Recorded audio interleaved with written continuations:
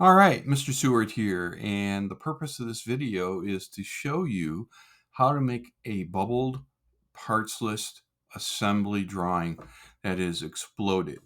So this is what our drawing is going to look like, or at least very similar to this, in a couple minutes. I'm going to undo a whole bunch of stuff here, and let me get this all back to a blank sheet of paper. And there we go.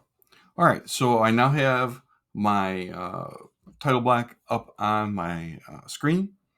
And what I'm going to do here is I'm going to go to Place Views, and I'm going to click Base.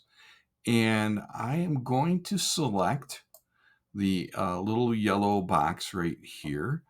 And I'm going to go and I'm going to scroll to the bottom of this list because I happen to know where this is. And I've got a couple of different presentations here. One that was done in November and one that was done just a few minutes ago. Well, this is November, sorry, and one that was done in July. So I'm going to click on the one that was made in July. And you can see that this is completely pulled apart or fly. It's been flied apart, flowing apart. Anyways, pulled apart.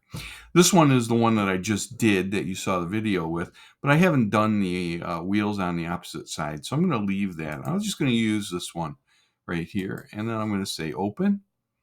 I'm going to go to an isometric view, and I'm going to change my scale here to 1:1, make it nice and big. And this is probably a good time to point out that you don't want to make your stuff fly apart too far. And the reason for that is quite simply because if you do that, it won't fit on the paper very well. Okay, so I have my assembly drawing on the paper now, and I'm going to change to annotate. And I will put on what's called a parts list first.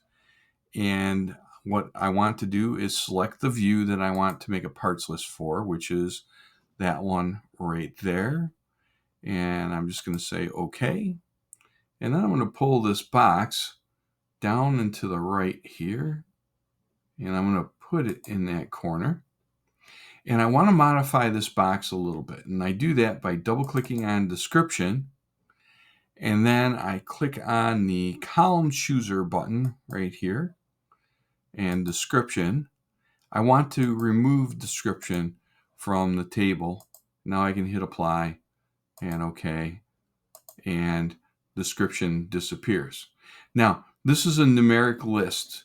Item number 1 is the first thing that you put into the assembly, 2, 3, 4 through 9. The next job we have is to balloon. Now, there are 2 ways to do ballooning here. There's the manual way, and then there is auto balloon.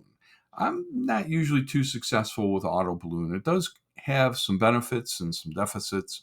There's only 9 parts in this assembly, so I don't need to auto balloon it. So I'm just going to use the regular balloon tool. Now, you can do this in any order that you like. I'm going to start with number 1. So number 1 is the train body. So I'm going to just bring my cursor out and put it on the corner here. You'll notice it doesn't do any highlighting if I put it inside the part. If I put it on an edge, I left click on the edge. Now I've got a bubble attached to my cursor. I'm going to left click one time, right click, and say continue. And that creates the bubble. Now, next thing is the train wheels. So I'll go there, left click, right click, continue, train stack.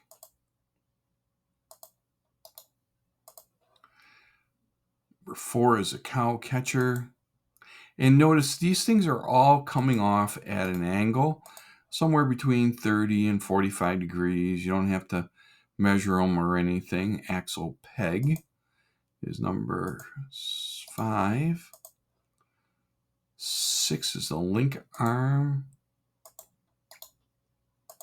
The other thing you don't want to do too, link pin, is this one. The other thing you don't want to do is you don't want to put a bubble inside of a part. Hitch magnet, like here's he. and probably hitch peg is last. So that is the bubbled assembly drawing of the miniature train. Follow the instructions for turning it in, and thank you very much.